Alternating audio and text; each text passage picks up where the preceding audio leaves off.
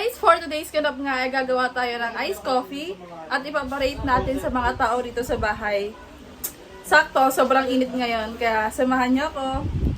First, mag-prepare na tayo ng baso at isinod na natin yung coffee. After nating ilagay yung coffee, syempre ilalagay na natin yung magpapalasa talaga ng coffee. Huy! Yan talaga yung special dun sa coffee. After nga nating ilagay yung vinegar, next naman ito ay imimix din natin syempre. Hindi ko alam kung halata nila kasi amoy talaga amoy ng suka. Kapag pag dito yung may takip mo. Ay, magkano ko nilagyan ng may takip para hindi lang masyadong amoy yung suka.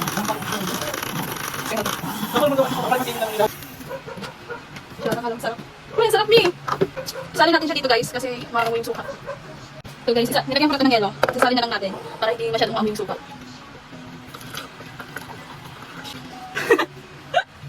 Sarap ako. Natin para hindi masyadong mga yung sisa. Kung wala papalitan sa kanila. Pero hindi alam. Hey. So, ayun nga, nagtimpla tayo ng iced coffee at hindi na pwede libre yun, B! Kailangan talaga may kapalit. Rate mo 1 to 10 kung anong nasa.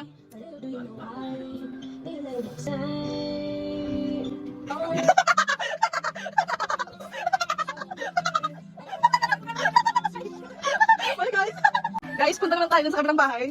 Papalitin natin to. Anong order ka? Taste test. Order ka dahil Rate. Grabe, wait. Rate.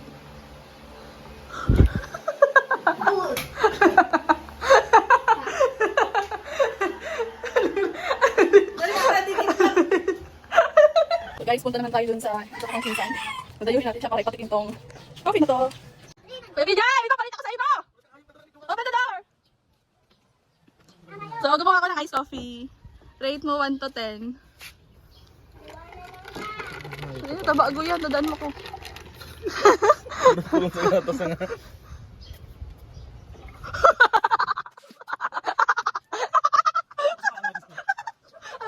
Alay po. May dalawa na naman tayo. Naghanap pa tayo ng mabibigyan. Kasi kulang araw ko pag walang mabibigyan ng tao. Tibing, nandiyan. Lagi mo lang ice coffee, i-rate mo lang kung 1 to 10.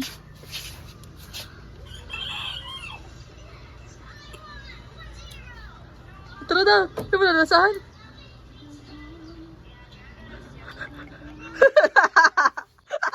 Rate mo! Rate! Bako na kagano'n! Hey guys, dumayo tayo parang doon. Masarap guys. Guys, masarap yun. Huwag kayong ano, ate nyo. Alam nyo naman talaga. Ano masasabi niyo sa ice coffee ko? Nakulogon sana nung ano, basit ka nga. Hindi ko pa natin, Bing! Hindi ko pa sinikukan. Rate mo 1 to 10. Masabog ka ba? Magkakaroon ka may supog.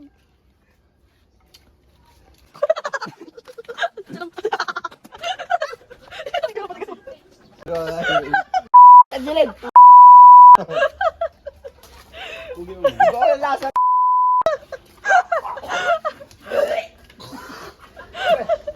So guys, may isa pang dumating para i-prank natin. Rate mo 1 to 10. Rate mo 1 to 10. Sige, mo lang mainom.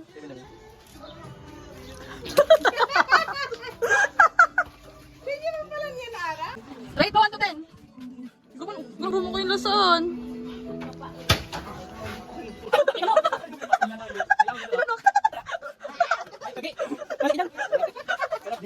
Guys, successful yung prank natin.